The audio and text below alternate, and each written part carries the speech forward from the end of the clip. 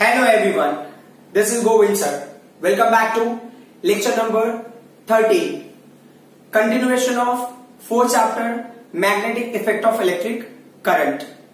Today we are going to discuss about magnetic force acting on current carrying conductor in uniform magnetic field. हमने अब तक discuss किया है कि uniform magnetic field में अगर कोई चार्ज पार्टिकल मूव कर रहा है तो उसके ऊपर कितना फोर्स एक्ट होगा. टुडे वी विल डिस्कस कि अगर कोई वायर है उसमें करंट फ्लो हो रहा है तो कितना फोर्स उसके ऊपर एक्ट होगा अगर मैग्नेटिक फील्ड के अंदर है वो तो. सो हमें ना स्टार्ट वहीं से करना, मूविंग चार्ज पार्टिकल से स्टार्ट करना है. बट यहाँ पे एक डायग्राम है, अब डायग्राम को हम कंप्लीट कर लेते हैं फिर देखते हैं कि क्या होता है. तो ये क्या कंसिडर करते हैं कि ये कंडक्टर है. आप इमेजिन करो इस कंडक्टर पे मैग्नेटिक फील्ड अपवर्ड डायरेक्शन में एक्ट हो रहा है. ये डायरेक्शन है मैग्नेटिक फील्ड का, ठीक है. ऐसे मैग्नेटिक फील्ड इस डायरेक्शन में एक्ट हो रहा होगा ऐसे, ठीक है. वो आप अपने हिसाब से आप उसको ना डायरेक्शन वगैरह जो भी लेना आप ले सकते हो. बट यहाँ पे डायरेक्शन के हिसाब से मैं अभी इस तरीके से ले रहा हूं मैग्नेटिक फील्ड, ठीक है. आप डायग्राम को अपने हिसाब से भी ड्रॉ कर सकते हो, दैट्स नॉट इशू. तो हमने क्या ले लिया यहाँ पे इलेक्ट्रॉन ले लिया. सो मैं अजम्पशन इज दैट कि ना हो सकता है कि पावर सप्लाई का जो नेगेटिव टर्मिनल है वो इस साइड कनेक्टेड है, पॉजिटिव टर्मिनल इस साइड कनेक्टेड है, तो जो इलेक्ट्रॉन का फ्लो ऐसे होगा, ठीक है. तो जब इलेक्ट्रॉन इधर फ्लो हो रहा है ना, वो वेरी इंपॉर्टेंट पार्ट. तो ये जो मैंने ये लिए है एरोस किसके लिए, मैग्नेटिक फील्ड के लिए. तो this is the magnetic field, clear. आपने यहां पे अगर इमेजिन किया तो ये चार्ज पार्टिकल के ऊपर भी क्या होगा, magnetic field will act in the same direction, clear. ये मैग्नेटिक फील्ड इस डायरेक्शन में एक्ट हो रहा है, अंडरस्टूड, ठीक है. सो इसके लिए भी यहां पे ड्रॉ कर सकते हैं but that is not needed, अब उसकी रिक्वायरमेंट नहीं है. अब क्या होता है कि ये चार्ज पार्टिकल जो होगा ना ये किधर मूव करेगा, नेगेटिव चार्ज पार्टिकल, मतलब वो इलेक्ट्रॉन है. तो कंडक्टर के अंदर जब करंट फ्लो होगा तो ये इलेक्ट्रॉन क्या करेगा, इस डायरेक्शन में मूव करेगा. मतलब अगर ये नेगेटिव टर्मिनल ये पॉजिटिव टर्मिनल है तो electron will move in this direction. तो इलेक्ट्रॉन इस डायरेक्शन में मूव कर रहा है ना, तो वो जो जिससे मूव कर रहा है उसको वेलोसिटी, मतलब वो जो है वो क्या, ड्रिफ्ट वेलोसिटी, मतलब इस डायरेक्शन में मूव कर रहा है with the drift velocity vd. तो ये vd का डायरेक्शन हो गया एक हिसाब से. तो अगर वेक्टोरियल फॉर्म में लेना तो उसको ले सकते हो, ये vb वेक्टर का डायरेक्शन हो गया, ये vd वेक्टर का डायरेक्शन हो गया, क्लियर. अब ये क्या कंसीडर करेंगे ना, what will be the direction of flow of current. So अब अगर देखो ना एक चीज होता है जिस डायरेक्शन में इलेक्ट्रॉन फ्लो हो रहा है current will be exactly in opposite direction. तो अगर आपको लेना है सो ये current is opposite to electron flow, तो ये आपने करंट का डायरेक्शन रिप्रेजेंट कर दिया. As far we understand the direction of current, direction of current is what, opposite to flow of electron. तो करंट है ये स्केलर क्वांटिटी है बट ना उस डायरेक्शन में फ्लो हो रहा है, ठीक है. अब ये क्या कहते हैं कि ना इस कॉन्सेप्ट के हिसाब से हमको देखना ना कितना इसके ऊपर मैग्नेटिक फोर्स एक्ट होगा और किस डायरेक्शन में मैग्नेटिक फोर्स एक्ट होगा, पहले वो देख लेते हैं. तो मैग्नेटिक फोर्स का कॉन्सेप्ट क्या होता है कि अगर ना पॉजिटिव चार्ज पार्टिकल, देखो ना अगर हमने लिया है पाम रूल है ना, राइट हैंड पाम रूल, तो राइट हैंड पाम रूल हमेशा एप्लीकेबल होगा किसके लिए, पॉजिटिव चार्ज के लिए. तो जैसे कि अभी ये पॉजिटिव चार्ज है, जैसा मैं बता रहा हूं कि ये समझो magnetic field into the plane of paper है, ठीक है. इस पॉइंट को अगर थोड़ा समझ लेते हो तो बेहतर होगा. और ये नेगेटिव चार्ज पार्टिकल होगा, ये भी into the plane of paper ही है. मतलब नेगेटिव चार्ज पार्टिकल या पॉजिटिव चार्ज पार्टिकल का मूवमेंट और नेगेटिव चार्ज पार्टिकल का मूवमेंट आप दोनों देख रहे हैं. Magnetic field into the plane of paper दोनों के इस डायरेक्शन में दोनों का मोशन है, ठीक है. जैसा मैंने पहले भी बताया हुआ है. हाँ, तो क्या कंडीशन होता है कि आपको हमेशा क्या इमेजिन करना है कि जैसे magnetic field into the plane of paper होगा, आपको थंब लेना है in the direction of positive charge particle. तो पॉजिटिव चार्ज पार्टिकल ऊपर जाएगा तो ये इसका रिफ्लेक्शन किधर होगा, पाम किधर फेस करेगा, इस साइड में. ये पार्टिकल रिफ्लेक्ट होगा लेफ्ट हैंड साइड में, कोई इशू नहीं है. तो एक्चुअल में देखा जाए तो ये हिसाब से ये डायरेक्शन होगा फोर्स का, ये फोर्स का डायरेक्शन होगा, तो पार्टिकल ऐसे रिफ्लेक्ट हो जाएगा, है ना. लेकिन अब प्रॉब्लम है नेगेटिव चार्ज पार्टिकल का. तो नेगेटिव चार्ज पार्टिकल के कॉन्सेप्ट में भी एक चीज आपको समझना है कि क्या करना है कि जिस डायरेक्शन में नेगेटिव चार्ज पार्टिकल जा रहा है आपको इमेजिन करना है कि उसके ऑपोजिट डायरेक्शन में क्या होगा, पॉजिटिव चार्ज पार्टिकल जा रहा होगा. तो ये हो गया velocity for the positive charge particle, समझ में आया.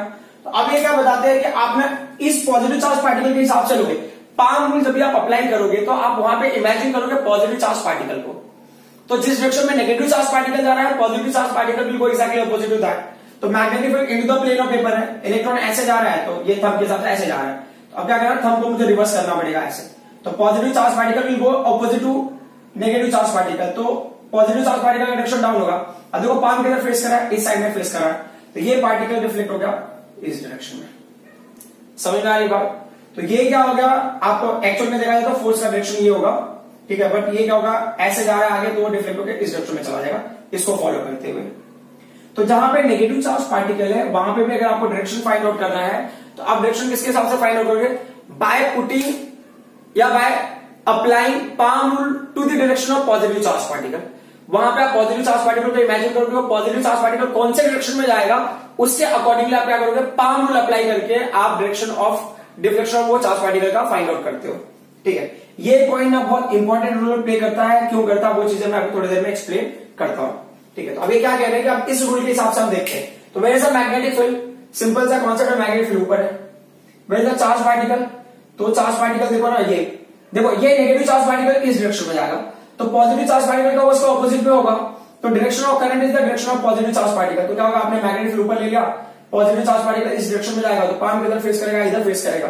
तो अब इस डायग्राम में कैसे रिप्रेजेंट करोगे उसको बाहर की तरफ, तो अभी ऑप्शन नहीं है, तो हमने क्या किया, ऐसे एक एरो ड्रॉ कर दिया और मैंने बता दिया ये डायरेक्शन ऑफ फोर्स हो गया। तो वेक्टोरियल फॉर्म में लेना तो आप लिख सकते हो वेक्टर टर्म में, कोई इशू नहीं है। Is that clear? अच्छा, ये जो पर्टिकुलर पार्ट है इसका जो एरिया ऑफ क्रॉस सेक्शन है, ये है एरिया ऑफ क्रॉस सेक्शन, वो हो गया ए। और ये जो कंडक्टर है ना, कंडक्टर का लेंथ आपके लिए बहुत इंपॉर्टेंट रोल प्ले करता है। कंडक्टर का लेंथ यहाँ पे क्या हो गया, वो हो गया एल। अगर मान लो ना इसका मुझे वॉल्यूम निकालना है, तो वॉल्यूम का क्या फॉर्मूला होता है, वॉल्यूम का फॉर्मूला होता है एरिया इंटू लेंथ। ठीक है, वॉल्यूम का फॉर्मूला होता है एरिया इंटू लेंथ होता है। तो अब ये ना, अगर मुझे इस कंडक्टर का वॉल्यूम अगर फाइंड आउट करना है, तो कंडक्टर का वॉल्यूम का नोटेशन मैंने वी लिया, उसका एरिया ऑफ क्रॉस सेक्शन का होगा ए हो गया, और लेंथ का क्या होगा, वैल्यू एल हो गया। तो ये इसका वॉल्यूम हो जाएगा वी ए एल। क्लियर? इसकी रिक्वायरमेंट है, that's why I discuss about it. So अब क्या कह रहे हैं कि अब ना आप आ जाओ नॉर्मल पैटर्न में। तो नॉर्मल पैटर्न में क्या हो गया कि आपको बताना है इस केस में कि what is the amount of force acting on a moving charge particle. तो एक चार्ज पार्टिकल, जब ये चार्ज पार्टिकल मूव कर रहा है, ये मैग्नेटिक फील्ड के अंदर मूव कर रहा है, हमारा ऐसा असम्पशन है। तो देखो, आप समझने वाली बात क्या है कि कंडक्टर के अंदर एक पार्टिकल है, वो क्या होगा, डिफ्लेक्ट होगा एक पर्टिकुलर डायरेक्शन में। अब वैसे ही ना सारे पार्टिकल तो उसी डायरेक्शन में डिफ्लेक्ट हो गया। अगर नेगेटिव पार्टिकल है, नेगेटिव चार्ज पार्टिकल है, मान लो ये डिफ्लेक्ट हो रहा है इस डायरेक्शन में, करेक्ट, तो जो दूसरा नेगेटिव चार्ज पार्टिकल है वो भी इधर डिफ्लेक्शन होगा, थर्ड के भी वही होगा, फोर्थ का भी वही होगा, फिफ्थ का भी वही होगा, सिक्स का भी वही होगा। सो ऑल पार्टिकल का deflection will be in the same direction. तो क्या होगा, पूरा कंडक्टर भी उसी डायरेक्शन में क्या होगा, मूव करना स्टार्ट करेगा।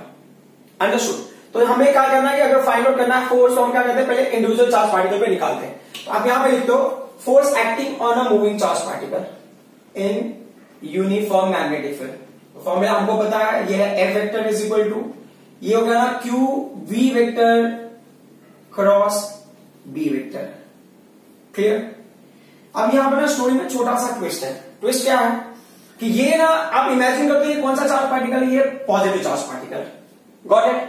अब इस पॉजिटिव चार्ज पार्टिकल के हिसाब से देखो, अगर मैं यहां पे कॉन्सेप्ट लिखता हूं, तो पॉजिटिव चार्ज पार्टिकल रिफ्लेक्ट हुआ लेफ्ट में, मान लो ये लेफ्ट वाले फोर्स को मैंने पॉजिटिव ले लिया, तो उसी डायरेक्शन में जब ये नेगेटिव चार्ज पार्टिकल मूव कर रहा है, तो उसका डिफ्लेक्शन किधर हो गया, राइट में हो गया। तो पॉजिटिव चार्ज पार्टिकल के ऑपोजिट के हिसाब से होगा वो, समझ में आ रहा है? तो मतलब कि इसका जो डायरेक्शन है, नेगेटिव पॉजिटिव चार्ज पार्टिकल का जो डिफ्लेक्शन का डायरेक्शन है और नेगेटिव चार्ज पार्टिकल के डिफ्लेक्शन का डायरेक्शन है, दैट इज व्हाट, ऑपोजिट। तो अब ये क्या बोल रहे हैं, फॉर इलेक्ट्रॉन, है ना। अच्छा, ये इसको ले लो ना, स्मॉल एफ ले लो, बेटर होगा। तो ये बोल रहे हैं फॉर इलेक्ट्रॉन। सो इलेक्ट्रॉन के लिए क्या होगा, ये होगा स्मॉल एफ वेक्टर, आप ले लिया आपने, ठीक है।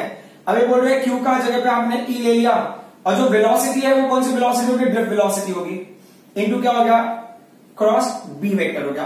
अब प्रॉब्लम क्या है कि ये पॉजिटिव चार्ज पार्टिकल अगर ये ना लेफ्ट में डिफ्लेक्ट हुआ रहेगा, तो नेगेटिव चार्ज पार्टिकल कितना डिफ्लेक्ट होगा, उसके ऑपोजिट में। तो यहां पे क्या आ जाएगा, माइनस साइन आ जाएगा। मतलब पॉजिटिव चार्ज के हिसाब से जो कन्वेंशन है ये उसके एक्जैक्टली ऑपोजिट होगा। अंडरस्टूड? ये एक चार्ज पार्टिकल का।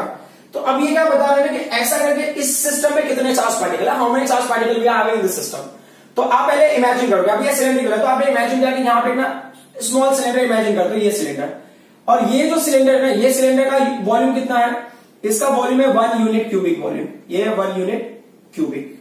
यूनिट मतलब ना ये होगा, कोई यूनिट हो सकता है, सेंटीमीटर हो सकता है, मीटर हो सकता है, या कोई भी यूनिट हो सकता है सिस्टम में, और जितने बड़े पैरामीटर में आप उसको स्टडी कर रहे हो उसके हिसाब से। तो ये 1 यूनिट क्यूबिक वॉल्यूम का मतलब क्या होगा कि अगर आपको पता है कि ना किसी एक ऑब्जेक्ट का कॉस्ट पता है, तो वो ऑब्जेक्ट कितना भी और नंबर में आपको फाइंड आउट कर सकते हो। तो अब ये बोले ना 1 यूनिट क्यूबिक वॉल्यूम में कितना नंबर ऑफ इलेक्ट्रॉन है, हमको वो पता होना चाहिए। तो V यूनिट क्यूबिक वॉल्यूम, क्योंकि ये पूरे कंडक्टर का वॉल्यूम क्या V है, तो 1 यूनिट क्यूबिक वॉल्यूम में कितना इलेक्ट्रॉन है वो हमको पता चल जाएगा। तो V यूनिट क्यूबिक वॉल्यूम में कितना इलेक्ट्रॉन होगा वो हम फाइंड आउट कर सकते हैं। करेक्ट? तो आप यहां पे लिखोगे let small n be number of electrons, ये कहां पे है, electrons in 1 unit cubic volume, in 1 unit cubic volume, इतने वॉल्यूम में स्मॉल n इलेक्ट्रॉन है। एंड कैपिटल एन क्या होगा, be number of electrons, N कितने वॉल्यूम है, V unit cubic volume, correct, इतने वॉल्यूम में कैपिटल एन इलेक्ट्रॉन होगा, करेक्ट। तो अब इसको ना यूनिटरी मेथड से देख लो, तो स्मॉल एन इलेक्ट्रॉन हो गया 1 यूनिट क्यूबिक वॉल्यूम में, कैपिटल एन इलेक्ट्रॉन हो गया वी यूनिट क्यूबिक वॉल्यूम में, क्रॉस मल्टीप्लिकेशन, तो क्या होगा कैपिटल एन इंटू 1, ठीक है, equal to small N into V. अब क्या प्रॉब्लम इसमें है कि हमें ना v का वैल्यू चाहिए, तो v का वैल्यू हमने यहाँ पे निकाला होगा, v का वैल्यू, ये डायग्राम के पास में v का वैल्यू लिख लोगे तो बेटर होगा। तो कैपिटल n की वैल्यू क्या हो जाएगी, ये हो जाएगा स्मॉल n a l, है ना, n नाल ऐसे करके अब याद कर लो, ये हो गया इक्वेशन नंबर 2। आपको पता चल गया कि टोटल कितना इलेक्ट्रॉन इस सिस्टम में होगा जो फोर्स एक्सपीरियंस कर रहा होगा। तो total n number of electrons ये वाला फोर्स एक्सपीरियंस कर रहे होंगे, ठीक है। तो what will be the total force acting on the conductor, तो अब हर इलेक्ट्रॉन का फोर्स ऐड होके ना कंडक्टर का फोर्स बन जाएगा, है ना। अभी समझो कि एक इलेक्ट्रॉन का फोर्स ना इस डायरेक्शन में है, तो जितने भी इलेक्ट्रॉन है सारे इलेक्ट्रॉन इस डायरेक्शन में मूव करेंगे, तो वो पूरा फोर्स किसका हो जाएगा, वो हो जाएगा force of conductor. So therefore force acting on current carrying conductor, जो force acting on current carrying conductor क्या होगा, तो आप उसको ले लो कैपिटल एफ, ठीक है।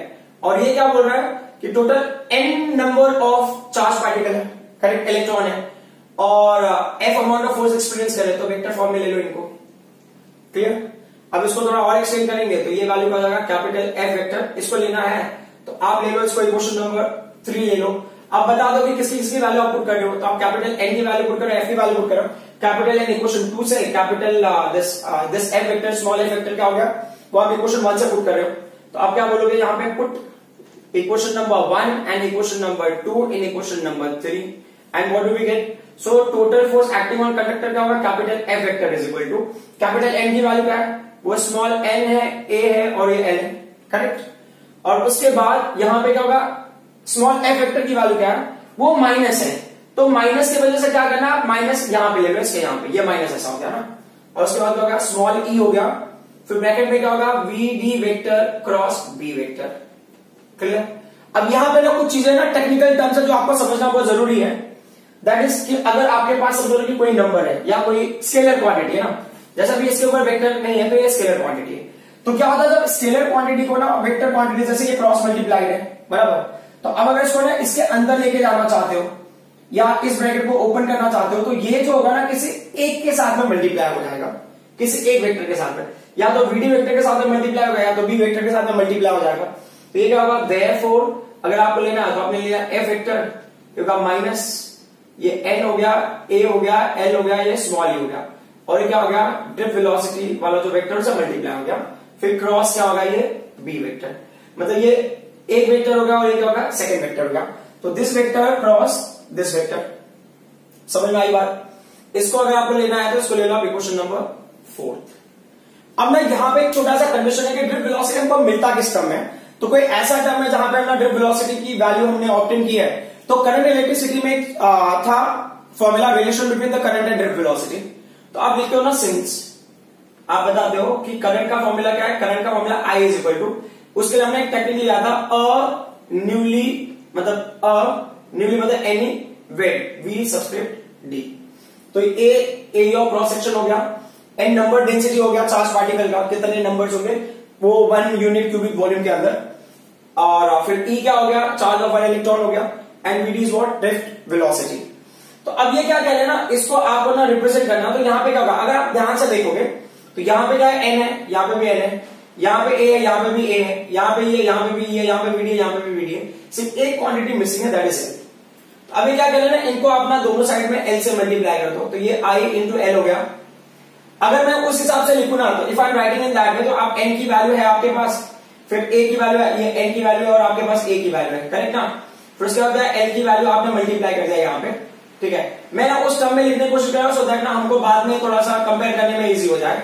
तो ये क्या होगा, ये स्केलर क्वांटिटी है, ये भी स्केलर क्वांटिटी है right now, these values are in terms of magnitude, समझ में आ रहा है। अब अगर इसको मैं ना वेक्टर फॉर्म में लिखूं तो क्या हो गया, तो इन टर्म्स ऑफ वेक्टर, ये बोल रहे हैं इन टर्म्स ऑफ वेक्टर, तो वेक्टर के फॉर्म में क्या होगा, तो वेक्टर फॉर्म में होगा ना, देखो वेक्टर फॉर्म में होगा तो आपको ध्यान देना है। अच्छा वेक्टर फॉर्म में मैं क्यों कन्वर्ट करना चाहता हूं, why do I want to convert into vector form, इसके वेक्टोरियल फॉर्म में होने की वजह से मैं इस वैल्यू को भी वेक्टोरियल फॉर्म में कन्वर्ट करना चाहता हूं, तो होगा ना इस वैल्यू को अगर चाहे तो किसी चीज से रिप्लेस कर सके, ऐसी पॉसिबिलिटी है।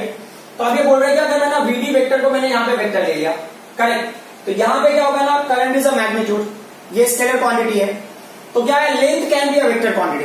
अच्छा, लेंथ का डायरेक्शन क्या होता है, लेंथ का direction is always the direction of current, जिस डायरेक्शन में करंट फ्लो हो रहा है आप लेंथ को उस डायरेक्शन में लोगे।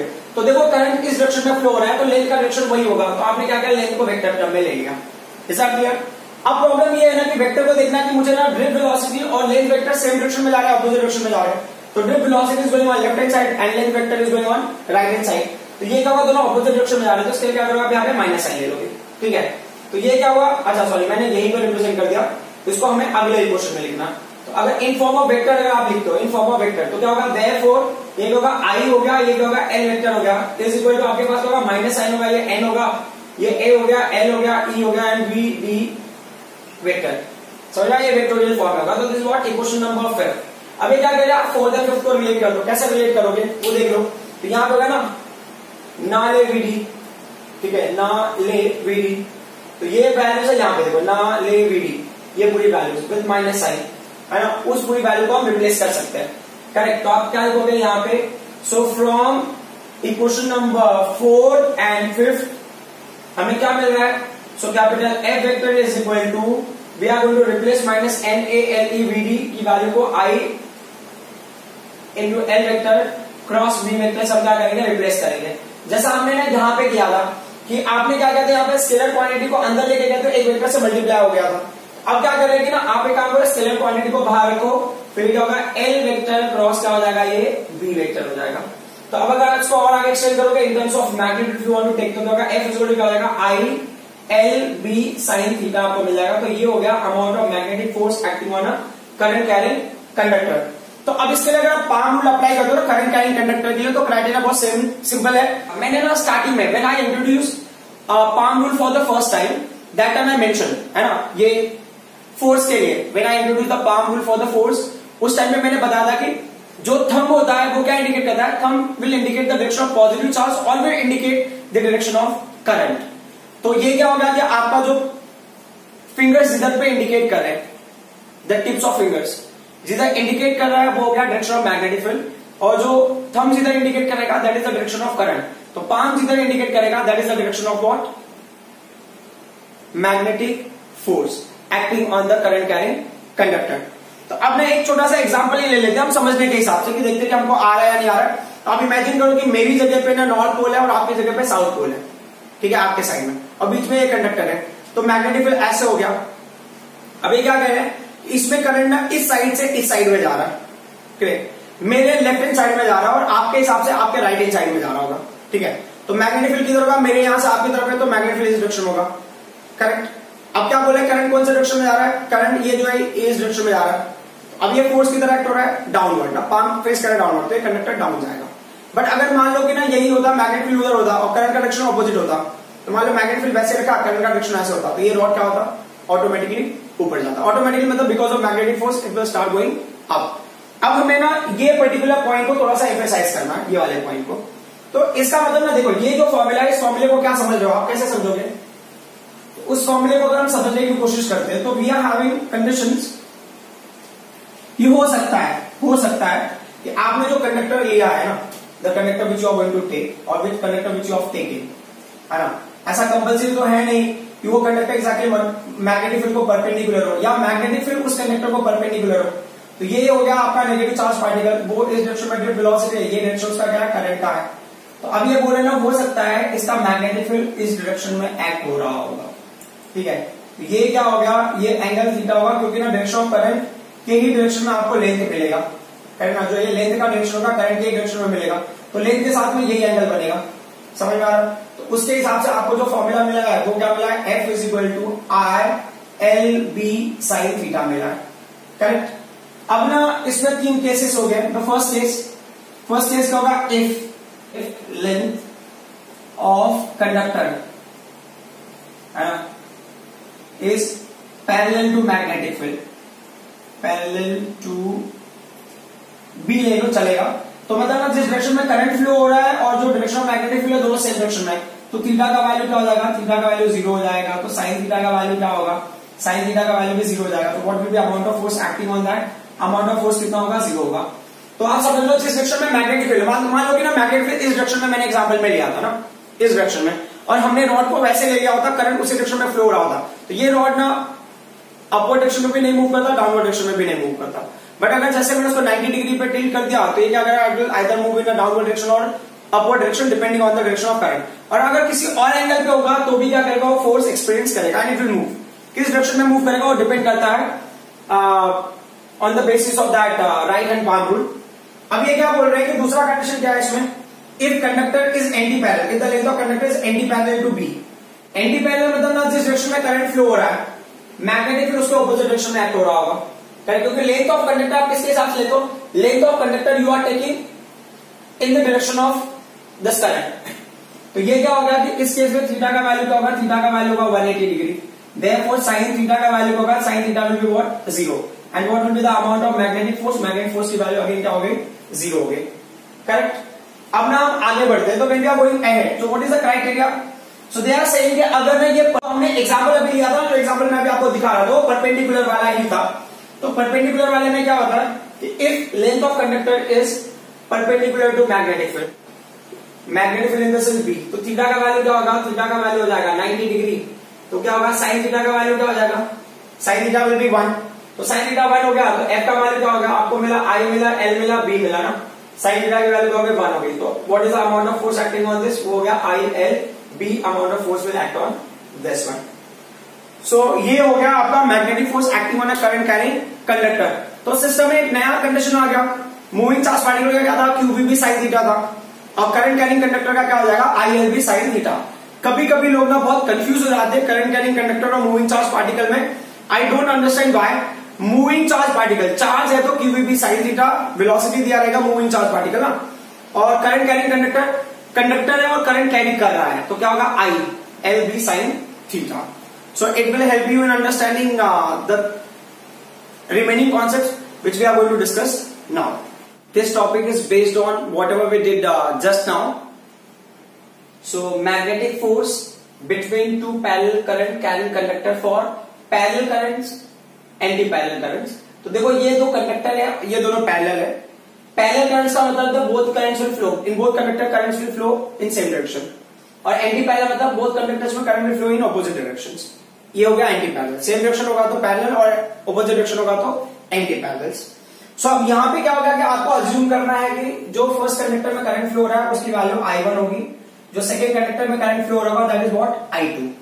ठीक है, अच्छा इनको समझाने से पहले ना एक छोटी सी बात और मैं समझाना चाहूंगा कि जैसे ये पर्टिकुलर पार्ट देख लो, जैसे कि मैंने यहाँ पे बताया था आपको ना, X axis Y axis Z axis हमने थोड़ी देर पहले लिया हुआ था। सो अब यहाँ पे इसको प्रैक्टिकली देख लो, ये एक्स एक्सिस हो गया, ये वाई एक्सिस हो गया, ठीक है, और ये हो गया जेड एक्सिस, क्लियर? तो अगर आप देखना चाहोगे तो X axis Y axis Z axis है, तो ये जो जेड एक्सिस है ना, ये क्या है, it is coming out of the plane of paper, है ना। तो डायग्राम में मैं कैसे इसको इंडिकेट करूंगा, how will I indicate in the diagram? तो ये पॉइंट से जब मैं ना डायग्राम इस डायरेक्शन में ड्रॉ करूंगा ना, मैं I draw the diagram in this direction, ये हो गया प्लस जेड, ये क्या होगा, ये बताएगा आपको आउटवर्ड, है ना, ये आउटवर्ड वाला है, जेड एक्सिस आउटवर्ड वाला, ठीक है, या पॉजिटिव जेड एक्सिस। और अगर ना मैं इसी को नेगेटिव जेड एक्सिस का बताना होता तो यहाँ पे डायग्राम है तो शायद मैं इस तरह से रिप्रेजेंट करता, करेक्ट? तो ये होता माइनस जेड, तो ये क्या रिप्रेजेंट करेगा, ये हो गया इनवर्ड्स, है ना, इस अगर बोर्ड के हिसाब से मैं ले रहा हूं, करेक्ट? ये आउटवर्ड्स हो गया, इनवर्ड्स, ये एक्सिस हो गया, वाई एक्सिस हो गया, फ्रेम इसी प्लेन में होगा, और जेड एक्सिस आउटवर्ड्स हो गया, और positive Z axis outwards and negative Z axis क्या होगा, इनवर्ड्स। तो अब अगर आउटवर्ड्स को हम कैसे रिप्रेजेंट कर देते हैं, आउटवर्ड्स को हम रिप्रेजेंट कर देते हैं डॉट से, और इनवर्ड्स को हम रिप्रेजेंट कर देते हैं क्रॉस से, क्लियर? तो हो सकता है ना हमको क्रॉस के अलावा अगर क्रॉस को रिप्रेजेंट करना हो तो हम ऐसे रिप्रेजेंट करेंगे, डॉट को रिप्रेजेंट करना होगा तो ऐसे रिप्रेजेंट करेंगे, किसी एक पर्टिकुलर पॉइंट पे, मान लो ये डॉट के लिए, तो डॉट के लिए जो एरो ऐसे होगा, और क्रॉस होगा तो उसका एरो कैसे होगा, ऐसे होगा, क्लियर ना? तो ये हिसाब से आप देख लेना। तो अब हम देखते हैं यहाँ पे, अब आ जाते हैं इस पॉइंट पे, कैसे यूज करें, कहां यूज करेंगे, वो चीजों को भी आप देख लेंगे। तो अब ये क्या कह रहे हैं कि आपको ना मैग्नेटिक फोर्स निकालना कंडक्टर 1 पे बिकॉज ऑफ कंडक्टर 2। तो आप इमेजिन करो कि इनके बीच का सेपरेशन क्या है, ये स्मॉल आर है, क्लियर? सो हमें ना मैग्नेटिक फोर्स निकाला कंडक्टर 1 पे बिकॉज ऑफ कंडक्टर 2, है ना। तो force on conductor 1 due to conductor 2, clear? तो ये हो गया force acting on conductor 1 because of conductor 2, clear? Formula क्या हमारे पास करंट कैरिंग कंडक्टर का, ये I होगा, ये L होगा, ये B साइन थीटा हो गया। बट अभी क्वेश्चन है कि आपको कैसे पता चला कि मैग्नेटिक फील्ड तो इसमें हमें कहीं मेंशन किया ही नहीं है। तो अगर इसके अंदर करंट फ्लो हो रहा है तो इसके अंदर करंट फ्लो होगा तो मैग्नेटिक फील्ड इसका इंसिडेंट होगा, सेकंड कंडक्टर की वजह से इसमें मैग्नेटिक फील्ड इंसिडेंट हो सकता है। तो magnetic field due to straight current carrying conductor mu not I upon 2 pi R वाला कॉन्सेप्ट, ठीक है। तो उसमें भी हम आ जाते हैं। तो ये करंट किसमें फ्लो हो रहा है, current is flowing in conductor 1, ठीक है। और किसकी मैग्नेटिक फील्ड की वजह से, मैग्नेटिक फील्ड ऑफ कंडक्टर 2, ये हो गया B2, क्लियर। इसको आप ले लो इक्वेशन नंबर 1, ये बहुत ही इंपॉर्टेंट पॉइंट है हमारे लिए। सो अभी क्या कह रहे हैं कि ना आपके पास I1 का वैल्यू तो लेने की जरूरत है, I1 तो वैसे फिक्स हो गया, B2 का वैल्यू आपको लेना है और फिर थीटा का वैल्यू आपको लेना, थीटा का वैल्यू। तो हमें क्या करना है, हम सबसे पहले ना यहाँ पे देखते हैं क्या करते हैं कि हमने क्या किया, जो करंट है ना, करंट के डायरेक्शन में थंब को सेट किया और आपको मैग्नेटिक फील्ड निकालना है I2 का इस कंडक्टर में। तो उस कंडक्टर की तरफ आपने क्या किया, फिंगर्स को ओपन किया। तो पाम की तरफ फेस कर रहा है, पाम इज फेसिंग आउटसाइड, है ना, पाम इज फेसिंग आउटसाइड। तो मान लो ये पर्टिकुलर पॉइंट पे ना ऐसा डॉट लेके मैंने ऐसे बना दिया ना, ये डॉट ऐसे, क्लियर। ये ऐसा हो गया, ऐसा भी चलेगा। बट अगर वो हिसाब से देखोगे अगर मैं एरोस के टर्म में दिखाना चाहता हूं तो I need to show it like this. मैं एक ही डायग्राम में मैं दोनों बता देता हूं, वैसे ना आप एक भी रिप्रेजेंट करोगे तो भी चलेगा। आपको कहीं कहीं पे इस तरह से मिलता है ना। तो ये क्या इंडिकेट करेगा, ये डायरेक्शन मैग्नेटिक फील्ड होगा। क्यों, क्योंकि ये मैग्नेटिक फील्ड अप होगा, किसकी वजह से, सेकेंड कंडक्टर की वजह से एट दिस पर्टिकुलर पॉइंट, ठीक है। तो अब अगर इसको समझने के हिसाब से देख लो तो करंट ऐसे जा रहा है, मैग्नेटिक फील्ड ऐसे बाहर की तरफ आएगा, अब ऐसे, तो एंगल कितना बनेगा, 90 बनेगा। तो आप बताओगे since theta is 90, clear, theta का वैल्यू क्या है, 90 है। तो उसके लिए साइन थीटा की वैल्यू क्या हो जाएगी, sine theta will be 1, clear. Sine theta कैसे 90 है वो आपको समझ में आ गया, आप यहां पे बता दोगे तो भी चलेगा। और उसके बाद जो दूसरा पर्टिकुलर पॉइंट है V2, तो आप बताओगे सिंस V2 का वैल्यू क्या है, what is the formula for V2। तो B2 is equal to, formula बहुत सिंपल है ना कि म्यू नॉट, ये म्यू नॉट होगा I upon 2 pi R straight conductor का, क्लियर। वरना B2 मैग्नेटिक फील्ड कौन से करंट की वजह से मिल रहा है, I2 की वजह से मिल रहा है। और कितने डिस्टेंस में मिल रहा है, R डिस्टेंस में मिल रहा है। तो हमको ये वैल्यू भी मिल गई, बराबर। अब क्या होगा, देखो इक्वेशन 1 बिकम्स, सो ये F12 magnetic force acting on conductor 1 because of conductor 2। तो ये I1 मिलेगा हमको L मिलेगा। B2 का वैल्यू क्या है, B2 का वैल्यू म्यू नॉट है, I2 है, करेक्ट। और साइन थीटा का वैल्यू क्या हो गया, साइन थीटा का वैल्यू हो गया 1, क्लियर। अपॉन क्या होगा, ये R हो गया। तो उस बेसिस पे अगर आप देखो तो ये क्या हो जाएगा, therefore the force acting on conductor 1 because of conductor 2 is what, mu not I1 I2 L upon क्या होगा, ये 2 पाई R हो गया। Is that clear. अभी तक ये सारी चीजें किसमें है, मैग्नीट्यूड के टर्म में। अब क्या होता है, वेक्टोरियल फॉर्म में अगर आपको लेना है तो मतलब आपको बताना पड़ेगा डायरेक्शन क्या है उसका। तो ये जो इसके ऊपर फोर्स एक्ट होगा ना, what is the force acting on conductor 1। तो क्राइटेरिया बहुत सिंपल सा है, आपको यहाँ पे मैग्नेटिक फील्ड कहां मिल रहा है, magnetic field you are getting out of the plane of paper ना, ऐसे आउटसाइड, आउटवर्ड ना। इसकी वजह से मैग्नेटिक फील्ड आपने निकाला तो पांच इधर फेस का, तो मैग्नेटिक फील्ड इज आउटसाइड। तो अब ना फोर्स फाइंड आउट करना है। फोर्स के लिए क्या करना है, अब आपको ना सेकंड वाला right hand palm rule use करना पड़ेगा। तो क्या होगा, magnetic field is in this direction, current कैसे ना ऊपर जा रहा है। तो देखो पाम किधर फेस कर रहा है, palm is facing this side. तो इसका मतलब क्या हो गया, इसके ऊपर जो फोर्स एक्ट होगा उसकी वजह से ये कंडक्टर किधर मूव करेगा, राइट हैंड साइड में मूव करेगा। ये हो गया F12 वेक्टर, ठीक है। तो देयरफॉर क्या होगा, F12 vector is equal to what, it's what, mu not I1 I2 L upon क्या होगा, ये 2 pi R towards right, that is towards conductor I2, that is towards conductor 2। आपको जिस टर्म में भी रिप्रेजेंट करना है वो आप अपने टर्म से कर सकते हो। अब हम आया दूसरे पॉइंट पे। सेकंड पॉइंट क्या हो गया, जैसे आपने ना फाइंड आउट किया force on conductor 1 because of conductor 2, वैसे आपको निकालना force on conductor 2 because of conductor 1। तो ये हम लिखेंगे यहाँ पे। तो ये जो पर्टिकुलर पॉइंट्स है इनकी रिक्वायरमेंट नहीं है, बस आप इतना समझ लो कि अगर अप होगा तो इस डायरेक्शन में एरो जाएगा और अगर डाउन होगा तो इस डायरेक्शन में एरो जाएगा। तो देख लेते हैं कि क्या होता है। तो यहाँ पे ये बताया कि अगर फोर्स हम निकालें तो force acting on what, conductor 2 due to what conductor, due to current conductor 1। तो ये हो गया आपका F21, ये हो गया I हो गया, ये L हो गया, ये B हो गया और ये साइन थीटा हो गया। तो करंट कौन से कंडक्टर में जा रहा है, 2 में जा रहा है। मैग्नेटिक फील्ड कौन से कंडक्टर का होगा, 2 पे अगर आप फोर्स निकालो तो मैग्नेटिक फील्ड कंडक्टर 1 का होगा, ठीक है।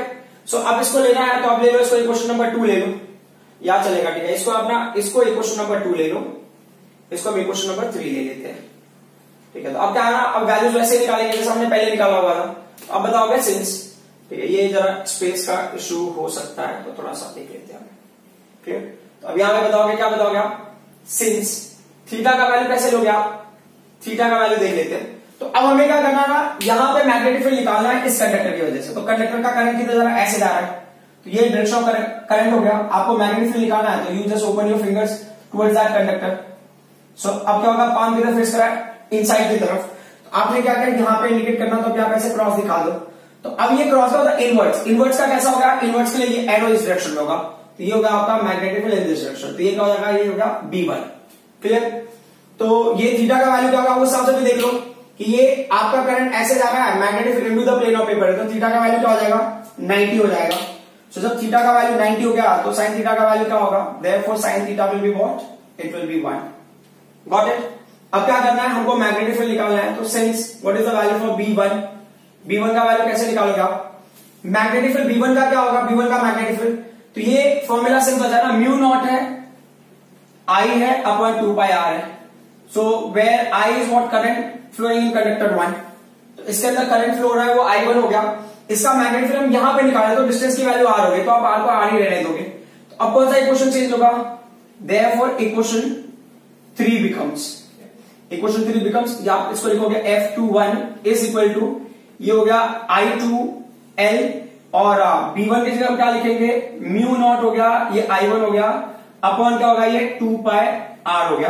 तो ये क्या होगा? F21 is equal to, this becomes mu not I1 I2L upon क्या होगा? ये 2 पाई R हो गया। This is what? Equation number 4। ठीक है, अब मैं ये पर्टिकुलर पॉइंट को रब कर देता हूं। Now this is not needed. So अब इसका डायरेक्शन के हिसाब से देखोगे, तो ये F21 वेक्टर किधर एक्ट होगा? F21 वेक्टर का डायरेक्शन भी देख लेते हो। तो magnetic field into the plane of paper है, करंट ऐसे ऊपर जा रहा है, जो थंब होगा अब यहां पे करंट के डायरेक्शन को इंडिकेट करेगा ना, बराबर, पॉजिटिव चार्ज पार्टिकल या करंट का डायरेक्शन। तो magnetic field into the plane of paper, और करंट ऐसे जा रहा है, तो पाम किधर फिक्स करेगा? लेफ्ट हैंड साइड में। तो ये हो गया आपका direction of force acting on conductor 2 because of conductor 1। ठीक है, अब मैं उस पॉइंट में भी थोड़ा सा मुझे एक्सप्लेन करना है, बट पहले ये इक्वेशन हम देख लेते हैं। तो अगर आप वेक्टोरियल फॉर्म में लेते हो, तो ये होगा F21 वेक्टर की वैल्यू क्या हो जाएगी? You will write it as, आपने लिखा यहां पे म्यू नॉट लिखा, I1 लिखा, I2 लिखा, L लिखा, अपॉन 2 पाई R। अब आपको लिखना तो आप लिख सकते हो टुवर्ड्स, क्या हो गया? Left, that is towards conductor 1। आपको लिखना तो कर सकते हो। अब ना एक चीज आप नोटिस करो, इक्वेशन नंबर 2 को देखो और इक्वेशन नंबर 4 को देखो, तो क्या मिलेगा आपको? सो from equation number 2 and 4, so from 2 and 4 we get one thing, that is the force acting on conductor 1 because of 2 equal to force acting on conductor 2 because of 1। Clear? किसके term में होगा? ये इन टर्म्स ऑफ मैग्नीट्यूड हो गया, बराबर। अब अगर मान लो कि ना मैंने इसको भी इक्वेशन नंबर इमेजिन करा, इसको भी इक्वेशन नंबर इमेजिन कर लिया, तो अब वेक्टोरियल फॉर्म में लोगे, तो क्या force acting on conductor 1 and force acting on conductor 2, तो क्या दोनों इक्वल होंगे मैग्नीट्यूड में, बट दोनों का डायरेक्शन क्या होगा? ऑपोजिट होगा। तो ये क्या है? मैग्नीट्यूड के टर्म में होगा, और ये किसके टर्म में होगा? वेक्टर के फॉर्म में हो गया। क्लियर? अब ना ये दोनों फोर्सेस अगर आप देखो, तो ये दोनों फोर्सेस कैसे है? एक दूसरे की तरफ है। तो जनरली क्या होता है ना, जहां पे ये एक्चुअली क्वेश्चन मुझे स्टार्टिंग में पूछना चाहिए था, बट कोई मतलब नहीं है, मैं अभी बता देता हूं कि जनरली हम क्या लेते हैं ना, कि हमारे मन में ये कॉन्सेप्ट होता है कि सेम चार्ज है तो क्या करेगा? रिपेल करेगा, ऑपोजिट चार्जेस है तो क्या करेगा? अट्रैक्ट करेगा। तो हम उसी कॉन्सेप्ट के हिसाब से यहां पे भी आ जाते हैं। तो हम इमेजिन करते हैं कि ना, अगर करंट सेम डायरेक्शन में फ्लो हो रहा है, तो दो कंडक्टर रिपेल करेंगे, और ऑपोजिट डायरेक्शन में फ्लो हो रहा है तो अट्रैक्ट करेंगे, बट वैसा नहीं है।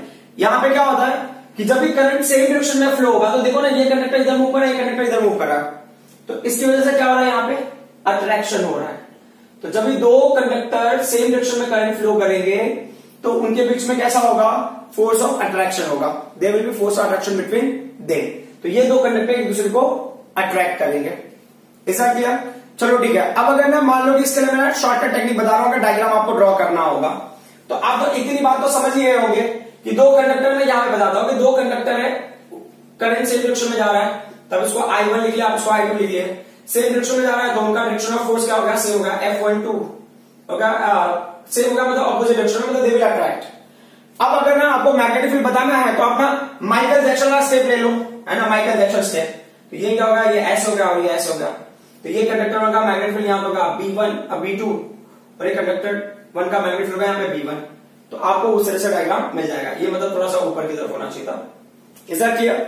अब हम ना यही चीज निकालते हैं जब हमें ना निकालना एंटी पैरेलल करंट्स के लिए। आपको क्या करना है, सेम कंडक्टर्स आप सेम पैटर्न में ले लो, बट अभी एंटी पैरेलल के हिसाब से देख लेते हैं कि क्या होता है। बराबर, ये हो गया करंट फॉर एंटी पैरेलल, ये हो गया करंट I2। क्लियर? अब क्वेश्चन में बोला है force on conductor 1 due to conductor 2, तो आपको यहां पे मैग्नेटिक फील्ड निकालना है, तो ये इसमें डॉट होगा, क्रॉस होगा, वो देख लेते हैं हम लोग। तो यहां पे क्या हो गया, जो B2 का वैल्यू होगा ना, B2 is because of current I2, तो ये क्या होगा, आपने इधर से क्या, आप फिंगर को साइड में करते हो तो ये किधर इंडिकेट कर रहा है, इनवर्ट्स। क्लियर? तो इनवर्ट्स का मतलब आपने क्या किया, यहाँ पे क्रॉस दे दिया। क्लियर? तो क्रॉस का मतलब क्या होगा, आप मैग्नेटिक फील्ड अगर रिप्रेजेंट करते हो तो ये जो मैग्नेटिक फील्ड B2 होगा इस डायरेक्शन में होगा, this is a magnetic field B2। Clear? अब अगर समझना है तो करंट ऐसे है, magnetic field into the plane of paper, theta का वैल्यू 90 होगा, इसमें कोई इशू नहीं। अब जो B2 का वैल्यू मैग्नीट्यूड है वो सेम ही होगा। क्लियर? अब अच्छा एक और चीज है ना जो अगर आप मेंशन कर सकते थे, लाइक ना इसके आगे ना इनवर्ट्स आउटवर्ड्स लिख सकते थे। यहाँ पे जैसे ना इस पर्टिकुलर पॉइंट पे तो मैं यहाँ पे B2 की जगह मैं क्या लिख सकता हूँ, इनवर्ट्स लिख सकता था, है ना, इनवर्ट्स समझने के लिए, है ना। और वहां पे क्या होगा, वो आउटवर्ड्स, तो क्या होगा, थोड़ी सी चीजें और भी क्या होंगी, क्लियर हो जाएंगी। तो पहले वाले में ये क्या था, यहाँ पे जो भी वैल्यू रहा होगा, अब हम इस वाले के लिए लिख रहे हैं, तो ये क्या होगा, मैग्नेटिक फील्ड जो B2 है वो क्या होगा, इनवर्ट्स होगा। तो अब इसके हिसाब से अगर मैं ना पाम रूल अप्लाई करता हूँ, सेकंड वाला, right, palm rule for second one, तो मैग्नेटिक फील्ड क्या होगा इसका, मैग्नेटिक फील्ड ये क्या होगा, into the plane of paper, current ऐसे ऊपर जा रहा है तो पाम की तरफ फेस कर रहा है लेफ्ट हैंड साइड में, तो ये क्या होगा, इसका फोर्स इस डायरेक्शन में एक्ट होगा, तो ये force acting on conductor 1 because of conductor 2। Clear? और बाकी सारी चीजें वैसे की वैसे ही होगी। और यहां पे क्या होगा, therefore it will move towards left. ठीक है, ये लेफ्ट की तरफ मूव करेगा। Is that clear? अब हम आ रहे हैं सेकंड पार्ट पे, force on conductor 2 due to conductor 1। तो कंडक्टर 1 में करंट कैसे जा रहा है, इस डायरेक्शन में जा रहा है। आपको कहां पे फोर्स मैग्नेटिक फील्ड निकालना, कंडक्टर 1 पे, कंडक्टर 2 पे निकालना है, because conductor 1 magnetic field on conductor 2। तो कंडक्टर 1 की वजह से कंडक्टर 2 पे मैग्नेटिक फील्ड क्या होगा, into the plane of paper. यहां पे भी into the plane of paper है, तो यहां पे भी ये क्रॉस वाला ही पैटर्न है, तो मैग्नेटिक फील्ड का डायरेक्शन यहां पे भी क्या होगा, सेम होगा। तो ये क्या होगा, मैग्नेटिक फील्ड B1 हो गया। तो मैग्नेटिक फील्ड क्या है, into the plane of paper है, बट करंट क्या है, डाउनवर्ड है, तो इसका जो फोर्स किधर होगा, इस डायरेक्शन में एक्ट होगा। तो ये हो गया force acting on conductor 2 because of 1। Clear? तो यहां पे भी आप क्या बता सकते हो, ये B1 की वैल्यू आप बता सकते हो, ये यहां पे भी क्या होगा, ये हो गया इनवर्ट्स। ठीक है, और थीटा का वैल्यू 90 होगा, क्यों, क्योंकि करंट ऐसे डाउन जा रहा है और मैग्नेटिक फील्ड क्या होगा, into the plane of paper है, तो एंगल कितना होगा, 90 एंगल होगा। ठीक है, तो ये पर्टिकुलर पॉइंट्स क्या होंगे, सब सेम रहेंगे, सिर्फ direction of magnetic field change हो रहा है और जो पूरा डेरिवेशन है सेम टू सेम रहेगा। ठीक है, अब इस डेरिवेशन को अगर मुझे प्रिपेयर करना है तो how will I draw this diagram. इस डायग्राम का टेक्निक क्या है, तो आप ऐसे कर लो कि जैसे ये दो कंडक्टर्स हैं, ये दोनों करंट कैरी कर रहे हैं अपोजिट डायरेक्शन में, तो ये I1 होगा, ये I2 हो गया। अब ये दोनों क्या करेंगे, रिपेल करेंगे, तो ये होगा F12। ठीक है, और इसको क्या ले लिया आपने, F21 ले लिया। क्लियर? और उसके बाद ना आपका जो फेवरेट स्टेप है ना, तो क्या होगा, डैब बोलते हैं ना आप ऐसे, तो आप क्या करो, यहाँ पे डैब वाला सिचुएशन ले लो आप। क्लियर? तो ये क्या हो जाएगा, B2 और ये क्या हो गया, B1। उस पैटर्न को फॉलो करके आप डायरेक्टली डायग्राम ड्रॉ कर सकते हो।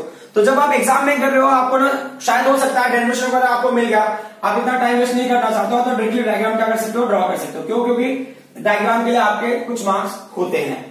अब यहां पे एक और टर्म है ना, force per unit length. Force per unit length, ये फोर्स पर यूनिट लेंथ मतलब ना, अगर वायर ना इनफाइनेटली लॉन्ग है, इनफाइनेटली लॉन्ग वायर है, तो आप वो इनफाइनेटली लॉन्ग वायर के लिए तो फोर्स निकालोगे नहीं, तो क्या करोगे, आप ना 1 मीटर लेंथ के लिए आप फाइंड आउट करोगे।